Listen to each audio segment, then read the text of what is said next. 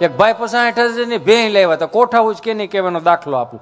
50-60 હજારની ભેહ લાવીને ભેહ નવ સુંદરી જાફરાબાદી કુંઠીઓ આ તને કહો 10 શેર દૂધ કરે એક ટાણો, શીવોટી ભરો લોહી નીકળે, ગાડાની વાહે બાંધીને લાવેલા. અને તમે જોજો ઘેરે કોઈ પણ નવી વસ્તુ આવે ને એટલે આજુબાજુ વાળા પેલા આવે, હો હાડી લાવો, ગાડી લાવો, લાડી લાવો, એટલે આજુબાજુ વાળું પેલા આવે. અને પછી જે આવી રીતે આમ બેઠક કરે ને તો વિધાનસભા ટૂંકી પડે. હું વાતો કરો હળોક નારાયણ કે હે સંપા કાકી, હા મારા દેર તો ડોબો સારું ગોચે એવા. એ પછી એને જઈ તમને શું ખબર હોય, તમારા દેર ને ડોબા ગોતતા જ આવડે.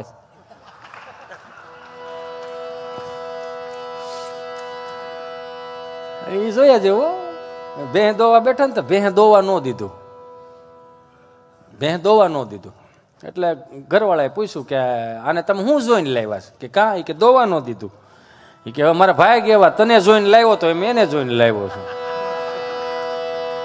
જ્યાંથી ભેહ લીધી ત્યાં ફોન કર્યો, એટલે તારી ભેહ દોવા નથી દેતી. એ કે હે દોવા નથી દેતી? બોલો કે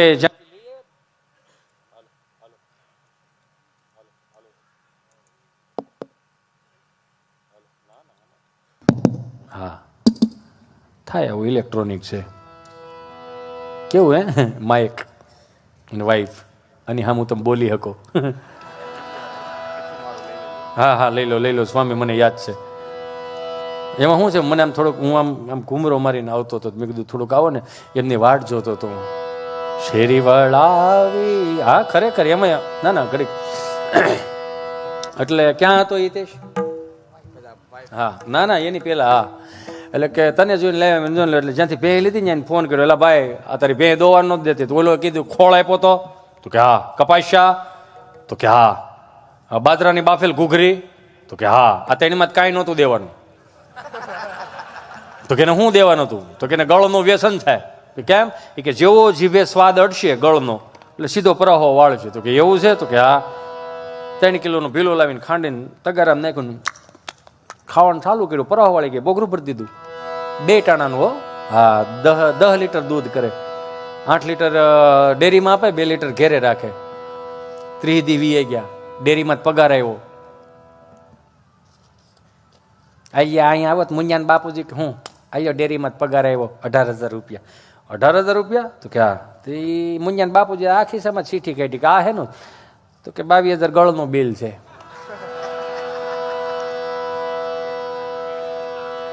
કે 22,000 પાછા બે બાયતા.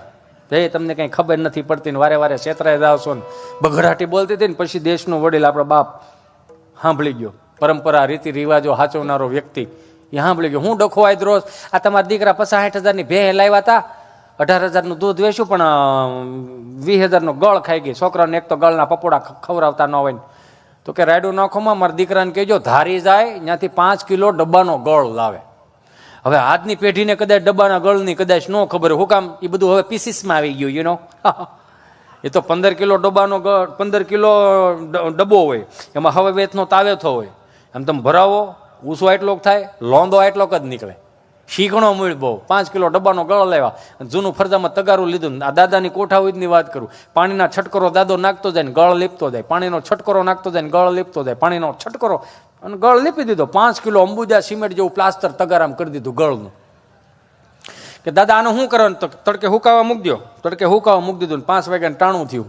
દાદા હવે તગારાને શું કરવાનું? કે હુકાઈ ગયું લઈ લો, ગમણમાં મૂકી દો અને બહેના મોર ધરી દો. એટલે વિગત ફરી ગયા. ચાટ આમ ખાવાની હતી ને સાવવાની, એ હે ચાલુ કરી દીધું. પરવા વળી ગઈ, ભેં ધોવાઈ ગઈ. દાદા ભેં ધોવાઈ ગઈ, હવે શું કરવાનું? કાંઈ નહીં, કે તગારું કે એને જીભેથી ચાટી ચાટીને ભીનું થઈ ગયું ને પાછું તડકે હુકાવા મૂકી દો.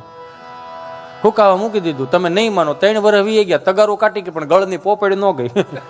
આ આપણા બાપની કોઠા હોય છે, બેહો તો ખબર પડે ને. બેહવું નથી કોઈને, કેમ કે એને જે હાંસવું હતું ને એવું હજી સુધી કોઈ હાંસવી નથી શક્યું.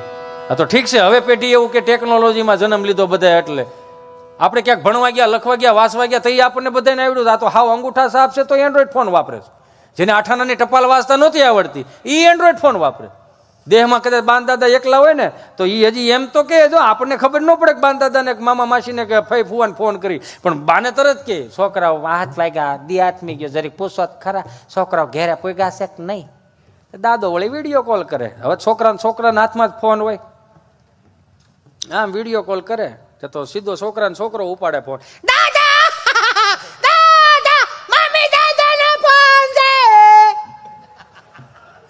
સીતારામ, જય સ્વામિનારાયણ. જય સ્વામિનારાયણ. હું કરે છો? હું તો બેઠો છું, તું શું? હું રમું છું. દીદી શું કરે? દીદી બાજુવાળા બપોરે ગોવણી જમવા ગઈ હતી. અત્યારે ક્યાં ગઈ? અત્યારે હાંજ પડી ગઈ બેટા. આથી બપોરનું પાછું વધેલું ખાવા ગઈ છે. હારું હારું હારું. તાર પપ્પો આવ્યો? નહીં, એ હજી નથી આવ્યા. એને તો 6 વાગે ઓફિસ બંધ થઈ જાય છે તો કેમ 8:30 વાગે મોડો પડે? 6:45 ના ટાયરમાં આવીને જ ગયો ને. તાર મમ્મી શું કરે? રસોઈ બનાવે છે. રસોઈ શું બનાવે? સરકારી થાળી, સાન ભાખરી. સાન ભાખરો જ ખાઓ, ત્રીજી પેઢી કહ વગરની થવાની છે. તમે શું ખાધું? બાજરાનો રોટલો, દૂધ ને એવું. મારા બા શું કરે? આ બેઠી બેઠી વાઈટું વણે. લે, જય શ્રી કૃષ્ણ કે.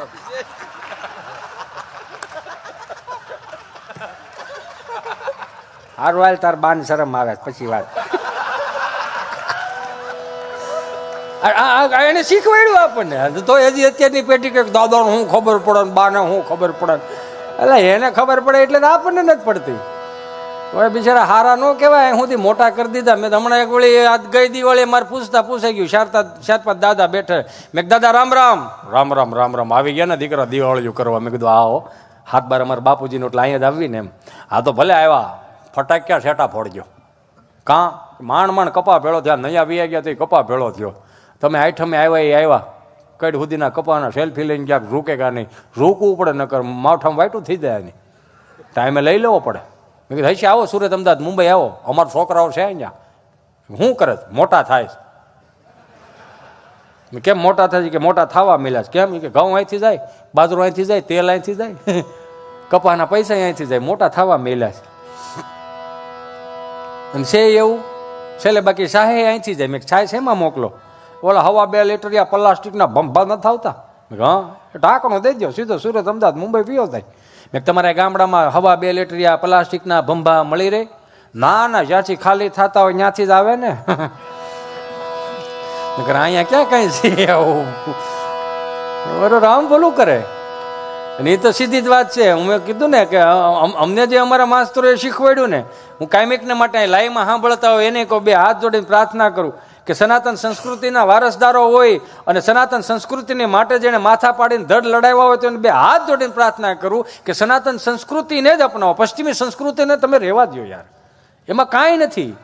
25 થી 31 ડિસેમ્બરમાં સાન્તાક્લોઝના ડ્રેસ પહેરાવીને મોકલવી ઘણી નિશાળો કહેતી છે. હા, તુલસી દિવસ છે ને, તુલસી પૂજનનો દિવસ છે આજો. હા, એટલે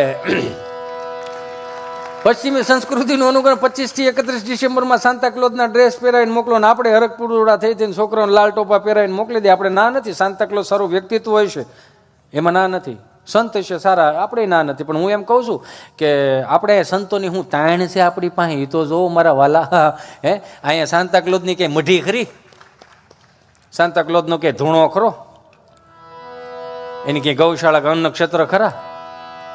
તોય આપણે હાલી મળ્યા છીએ, કાંઈ વાંધો નહીં. તો છે ને સાન્તાક્લોઝના અમુક અનુયાયીઓ હોય જે એને દિલથી માને છે, એમાં ના નથી. આપણે એની માનતા ચડાવાય દીવ દમણ ગોવા જાય છે, જવું પડતું હોય તો જાતા હોય. એમાં હું થઈ ગયું? મારો રામ ભલું કરે, મારો રામ ભલું કરે. એમાં હું હમણાં કથા સાંભળવા ગયો હતો, સમજા? તો કથામાં વ્યાસપીઠ ઉપરથી બોલતા હોય છે, ભગવાન પરમેશ્વર ભક્તિ મે વિચારણિમ પ્રારબ્ધમ કર્મ ભોજમાનસમ કથમ ભવતી. હે પ્રભુ, આ કથા વાર્તાનો જે કોઈ લાભ લેશે મિત્રો એનો સ્વર્ગમાં વાસ થશે. કોને કોને જાવું છે સ્વર્ગમાં? બધા આંગળા ઊંચા કર્યા. 2 જણા મારી પાસે હોય ગયા મોટા કરીને, તમને શું વાંધો? મને કે અમે આ ગામના જમાયું છે, આ બધા અહીંથી જાય એટલે સ્વર્ગ જ છે. કે આને અહીંથી મોકલો ને આવ્યા હતા કથા સાંભળવા, ડીસું ધોવા બેહ્યા છે. પવણમાં આવ્યા તે વિષ્ણુ વિષ્ણુ કરતા હતા, હવે લતા મરવે. પણ તમારો વ્યવહાર ટૂંકમાં અમે શું કરીએ ભાઈ? મેં કીધું ને કે બા શબ્દ રહ્યો ને પ્રકૃતિનો શબ્દ છે. કાયમિકને માટે તમને યાદ કરીને જોઈ લો, બા શબ્દ પ્રકૃતિનો શબ્દ છે, સનાતન સંસ્કૃતિનો શબ્દ છે.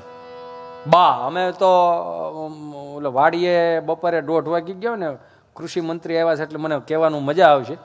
કેમ કે હું હજી તમે નહોતા આવ્યા ને એટલે મેં કીધું કે આજના દેશના યુવાનોને ગાય ગામડું ને ખેતી 3 હાંચવી લેજો, દુઃખી નહીં થાવ, કેમ કે એની જરૂર છે. મને મારા દાદા કહેતા 2003માં હીરા ગણતો ને સુરત, એટલે આવતા આવે તો શું છે ઓલા સ્પ્રેની સુગંધો આવતી હોય ને એટલે બાપા તરત એક દી કે હાલો ને છોકરાનો હુવા દી, પછી બીજે દિવસે કે આ દાબો કાઢ નાખજે. દાબો એટલે પોદળા ને એવું, આ કે આ દાબો કાઢ નાખજે. પછી એને દાબો કાઢીને જ્યાં નાખીએ ને એને ઉથરેટી કહે. પછી પાથરવા જાવ ને વાડી એટલે એને ખાતર થાય, માલ એનો નામ 3. એટલે વળી વળી દાબો કાઢતા ને એટલે મોઢે રૂમાલ બાંધ્યો. એટલે મેં મોઢે રૂમાલ બાંધ્યો ને મને કે કેમ રૂમાલ બાંધ્યો બેટા? મેં કીધું દાદા જે જૂનો થોડોક પોદળો છે ને એટલે થોડીક વાસ આવે છે. ઠીક, હા વાસ આવવા મળી? મેં કીધું હા દાદા થોડીક વાસ આવે છે એટલે રૂમાલ બાંધ્યો. મેં કીધું હા. પછી એને હળુક નરન તર્ક મને કર્યો કે ખેડૂના દીકરાને ગાયના પોદળામાંથી વાસ આવવા મળી હોય ને તો 40 વર્ષમાં દેશ કદાચ ભૂખ્યો રહે. સમજાય ને વંદન? ખેડૂના દીકરાને જો પોદળામાંથી વાસ આવવા મળી હોય તો 40 વર્ષમાં દેશ ભૂખ્યો રહે. એટલે કાયમિકને માટે કહું, વડીલો પાસેથી જે શીખવા જેવું હતું ને એ તો કોઠા ઉજવાળા હાજર જવાબી લ્યો.